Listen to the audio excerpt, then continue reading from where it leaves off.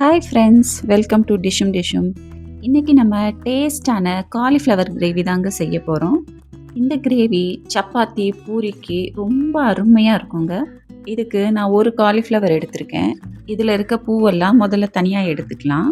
இப்போ கொஞ்சமாக மஞ்சத்தூள் இல்லைன்னா உப்பு போட்டு கொஞ்சம் சுடு தண்ணி ஊற்றி நல்லா இந்த காலிஃப்ளவரை கழுவி எடுத்துக்கலாம்.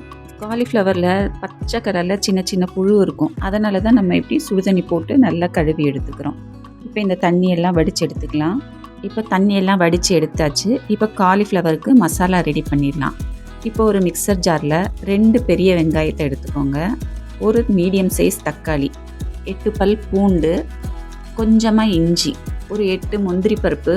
நான் இதையே ஒரு அரை மணி நேரம் ஊற வச்சு எடுத்துருந்தேன். இப்போ அதையும் சேர்த்து இந்த மிக்சர் ஜாரில் போட்டு நைஸாக அரைச்சி எடுத்துகிட்டு வந்துக்கலாம்.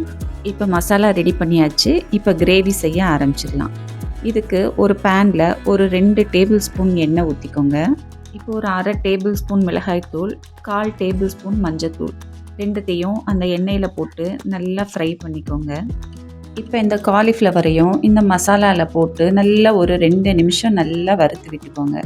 இப்போ இந்த மசாலாலாம் காலிஃப்ளவர் மேலே நல்லா கோட் ஆகிருக்கணும். இந்த மாதிரி நம்ம செய்யும்போது கிரேவியோட டேஸ்ட்டு ரொம்ப சூப்பராக இருக்கும். இப்போ பாருங்கள், மசாலாலாம் நல்லா கோட் ஆயிடுச்சு. இப்போ நம்ம இதை இந்த பேன்லேருந்து எடுத்துடலாம். காலிஃப்ளவரும் ஓரளவுக்கு இப்போவே நல்லா வெந்துருச்சு. இப்போ நம்ம இதை எல்லாத்தையும் எடுத்துடலாம். இப்போ நம்ம கிரேவி செய்ய ஆரம்பிச்சிடலாம்.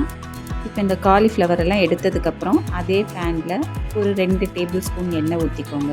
கொஞ்சம் பட்டை, லவங்கம், ஏலக்காய், அரை டேபிள் ஸ்பூன் ஜீரகம், அரை டேபிள் ஸ்பூன் சோம்பு, பொடியாக நறுக்கி வச்ச வெங்காயம் 1, எல்லாத்தையும் போட்டு வெங்காயம் நல்லா பொன்னிறமாக வர வரைக்கும் நல்லா வறுத்து எடுத்துக்கலாம்.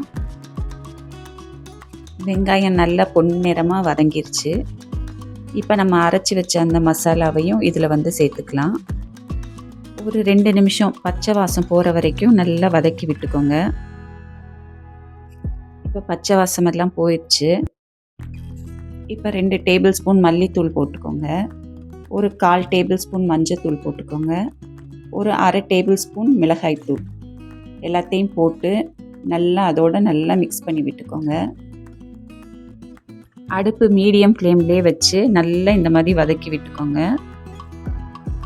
இதுலேயே அந்த மசாலா எல்லாம் நல்லாவே வெந்துடும். இப்போ நம்ம ஏற்கனவே வறுத்து வச்ச காலிஃப்ளவரையும் இதில் போட்டு நல்லா இப்படி மிக்ஸ் பண்ணி விட்டுக்கோங்க.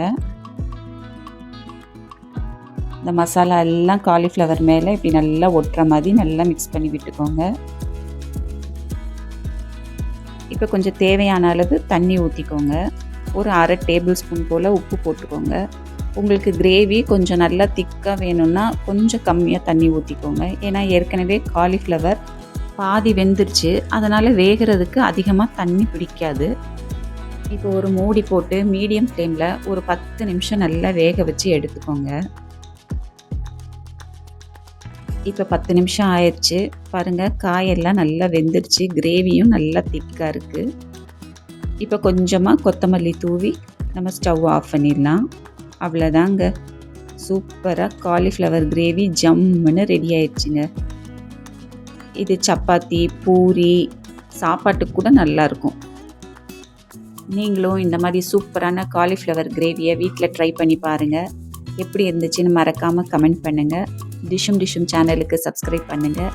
தேங்க்யூ.